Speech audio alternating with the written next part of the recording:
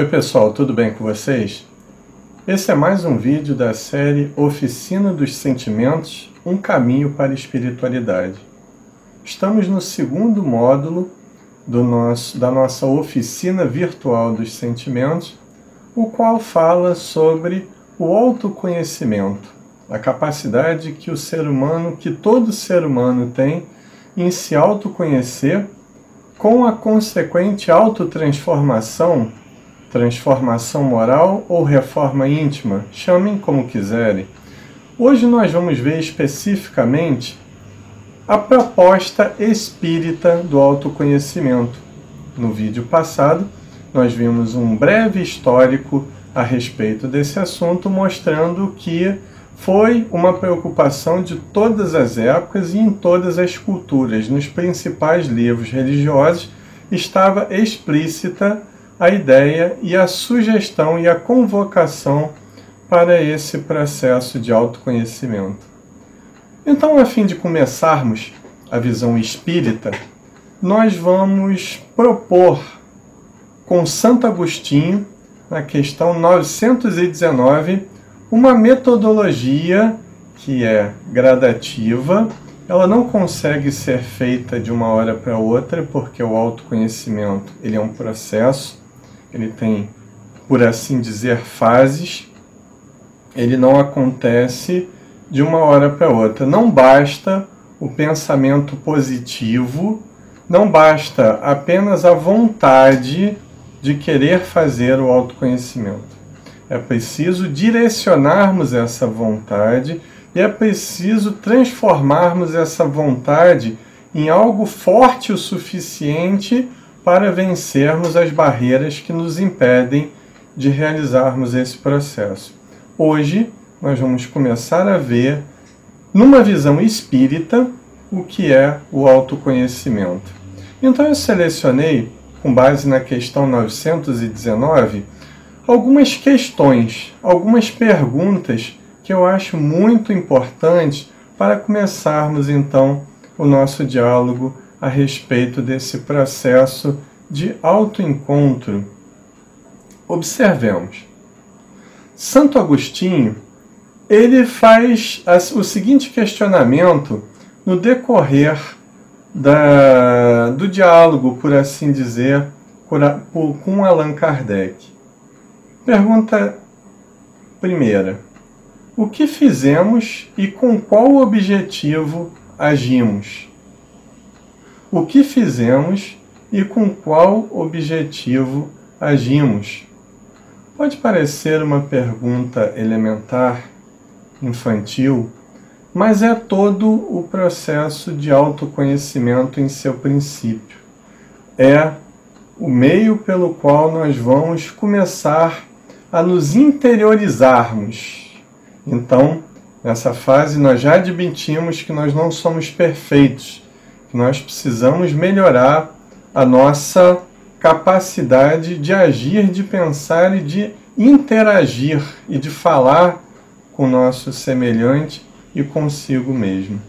Então nós já admitimos essa dificuldade, nós já admitimos as nossas limitações e precisamos olhar para dentro de nós mesmos. Ele propõe uma questão que eu também acho muito interessante. E se eu desencarnasse hoje?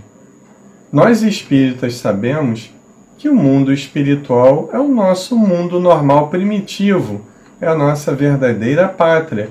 Aqui nós estamos, nós somos do mundo espiritual. E se eu desencarnasse hoje? Mas essa não é uma questão que deva nos incutir a ansiedade de querer fazer tudo numa vida só, o que é impossível, de ficar culpado por ter perdido determinadas oportunidades na vida. Não. É simplesmente para refletirmos. Estou preparado para voltar ao mundo dos espíritos? No mundo onde o corpo já não oferece mais esse entorpecimento parcial para todas as potencialidades do espírito? Terceira pergunta: como eu me autoanaliso? porque autoconhecimento exige método. Não se faz nada sem um método, muito menos autoconhecer-se. Santo Agostinho, ele oferece duas muito fáceis maneiras de você começar esse autoconhecimento, de nós começarmos esse autoconhecimento. Primeiro, qualificar as nossas ações como se fossem a dos outros. Segundo, ouvir a opinião dos adversários. Então vamos por parte. Vamos primeiro tentar estabelecer a nossa convicção em relação às projeções que nós fazemos. Porque projeções, abordadas pela psicologia, são mecanismos através dos quais nós enxergamos o que nós temos dentro de nós no comportamento e nas ações alheias.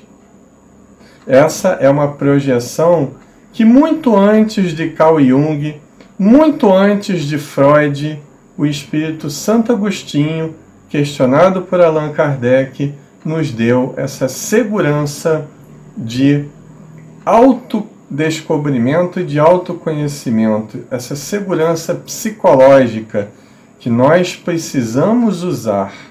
Essas projeções, que geralmente são tóxicas, porquanto não precisa de nenhum livro, não precisa de nenhum vídeo e não precisa de nenhum estudo com método científico para convir que nós vivemos, nos comparamos de forma tóxica com as outras pessoas.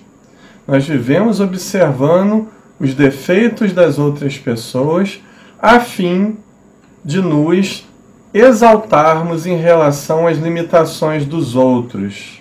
Isso não é um processo de uma pessoa, não é um processo de uma religião, é um processo que é, infelizmente ou felizmente, ainda de todo ser humano. Então essa é uma limitação a ser vencida. Então o que Santo Agostinho propõe nessa primeira sugestão é que usemos essas projeções tóxicas e as transformemos em projeções terapêuticas. Ou seja, é impossível nós pararmos de identificar nos outros coisas que nós temos. O semelhante, o outro, funciona como um espelho para nós. Então, Santo Agostinho, sabedor dessa verdade, que é impossível você parar de observar o comportamento alheio, e ele propõe, então, por que não comparar de forma sadia? Por que não comparar de forma terapêutica? Então nós vamos observar o que nós não gostamos nos outros e simplesmente vamos começar a nos autoanalisarmos. Será que eu também faço isso com alguém?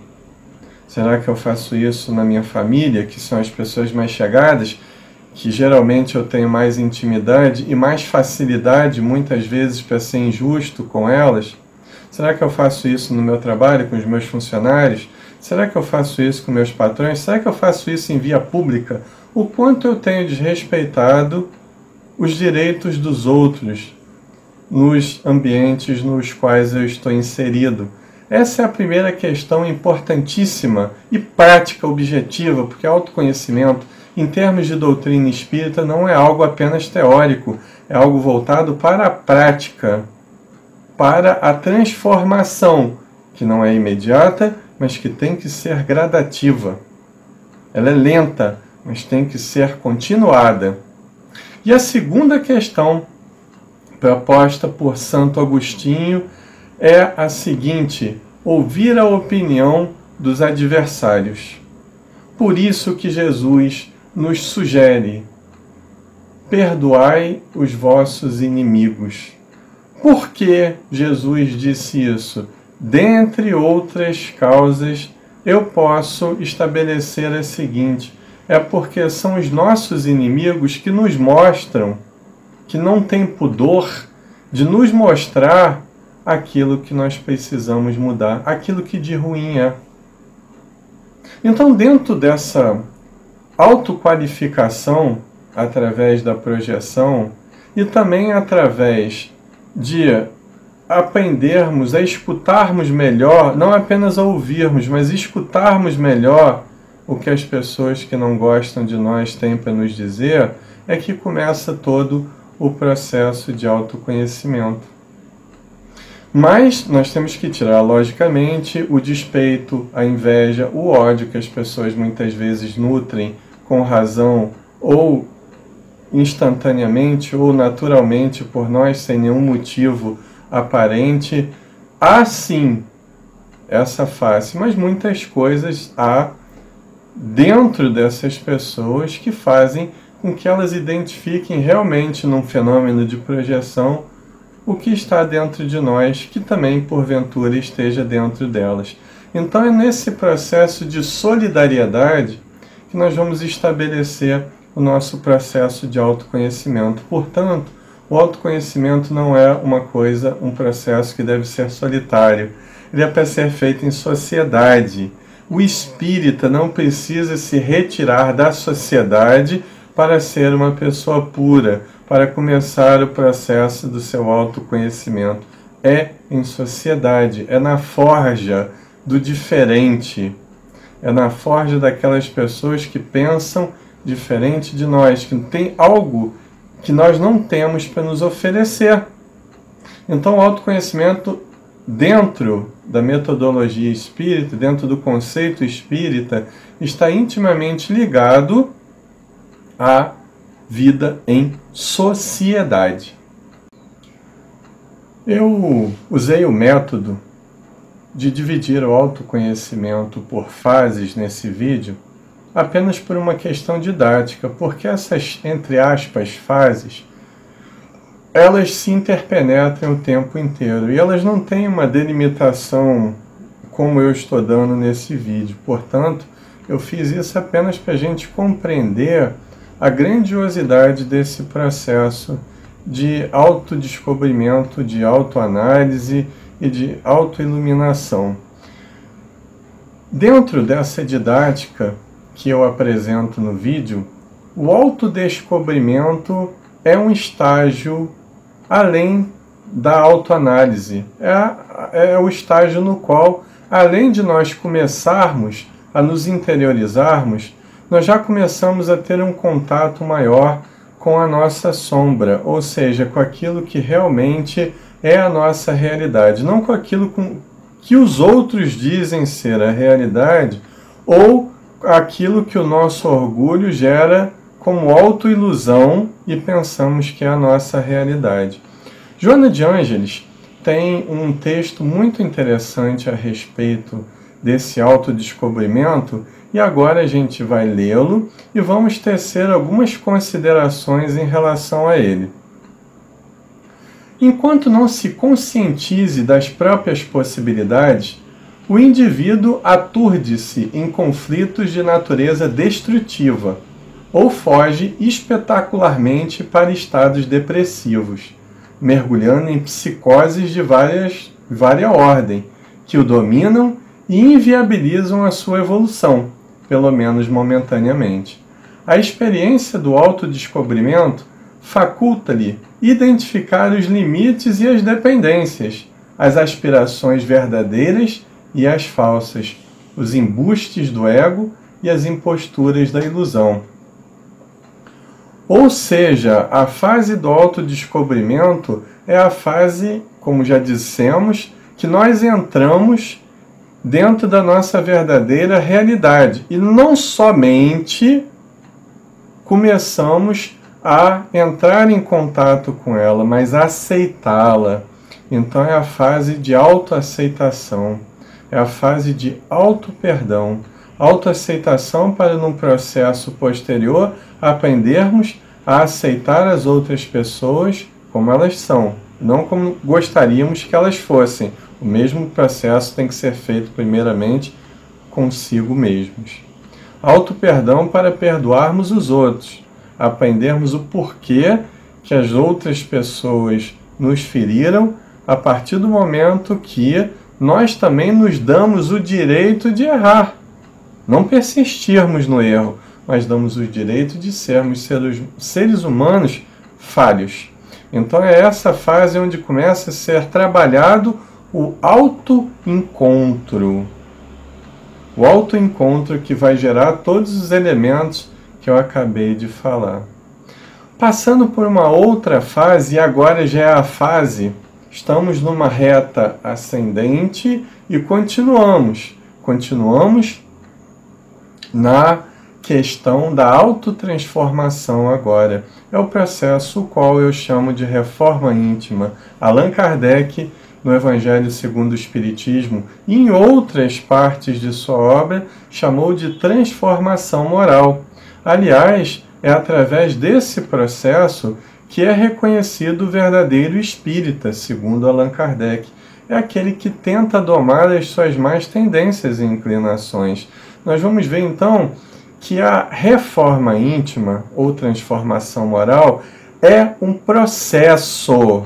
Assim como o autoconhecimento, ela demanda tempo. Não adianta querer queimarmos etapas, pularmos degraus que são todos eles muito importantes para a formação de uma consciência madura, capaz de entender uma proposta mais sutil de vida. Vamos ver então com Hermance no que se baseia esse processo de autotransformação ou reforma íntima.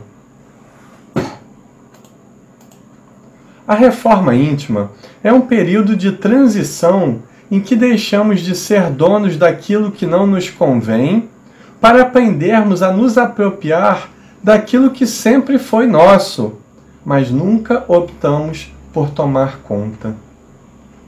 Olha só que sutileza, olha só que coisa profunda a qual Hermance se refere. É aquele tesouro que nós vivemos cobiçando dos outros, mas ainda não sabíamos que nós temos o nosso próprio tesouro. Nós não precisamos usurpar aquilo, ou tentarmos usurpar através da inveja aquilo que é dos outros. Nós temos isso dentro de nós mesmos. Só que nós nos preocupávamos até então com o tesouro dos outros. Agora nós vamos nos preocuparmos em garimpar esse tesouro que está dentro de nós mesmos, que está esperando o autoesforço, o comprometimento, o autoinvestimento que nós temos que ter em relação a esse processo. Esse autocomprometimento é tudo no processo de autotransformação. Então, nesse processo de transição, onde nós já começamos a entrar em contato com a nossa realidade boa, porque às vezes nós aumentamos as nossas virtudes por causa do orgulho, da vaidade que possuímos, e muitas vezes nós nos autodiminuímos por causa da culpa. Então nós vivemos em dois opostos. A reforma íntima é pegar essa realidade a qual nós já estamos entrando em contato e dar um ponto de equilíbrio para ela. Se nesse processo de reforma íntima estamos sentindo algum tipo de, vamos dizer, algum tipo de vazio, é natural, porque é um questionamento. Agora, se nós estamos permanentemente nos sentindo mal, é porque esse processo não é reforma íntima, mas se chama automartírio. Ele é companheiro do remorso. Isso não tem nada a ver com reforma íntima. Reforma íntima é a felicidade de se dar a oportunidade de ser um ser humano limitado, mas trabalhando as lacunas, trabalhando esses espaços que tem dentro de si mesmo e fazendo crescer um outro prédio com vários tijolos novos, aumentando a construção, a edificação desse auto-amor em nós mesmos. Isso é reforma íntima e não automartírio. Isso é coisa de gente bem resolvida, de que realmente quer se autopromover para aprender a amar melhor as outras pessoas, para aprender a amar sem desapego, aprender a amar sem possessividade, compreender melhor o porquê das diferenças que existe de ser humano para ser humano. Aí nós vamos entrar numa outra fase do processo que eu chamei de autoiluminação. Nós vamos ver com Adenauer Novaes o quanto é importante nós entendermos essa fase já adiantada do processo chamada autoiluminação. Diz Adenauer Novaes, o autoiluminado não é o santo, o religioso, mas o consciente de Deus, de si mesmo e de seu destino. É o ser que ama, tendo o amor como sentimento que une ao universo. É o ser que, integrado aos objetivos divinos, manifesta-os em suas realizações, sem se ausentar do mundo. Ele nem sempre está nas hostes religiosas, nem nos templos erigidos pelos homens, nem tampouco tem assento garantido nos poderes mundanos, mas se encontra no mundo, servindo a Deus junto aos seres humanos. Seu lugar é ao lado, compartilhando, crescendo junto, implicando-se e envolvendo-se com as pessoas de sua convivência.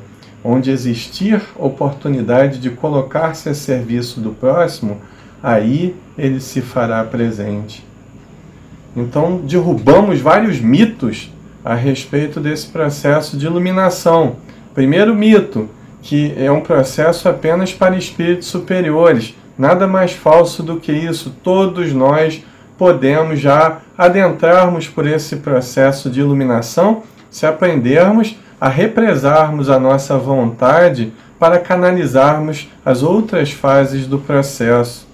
Não é um processo que você precisa estar dentro de um templo religioso.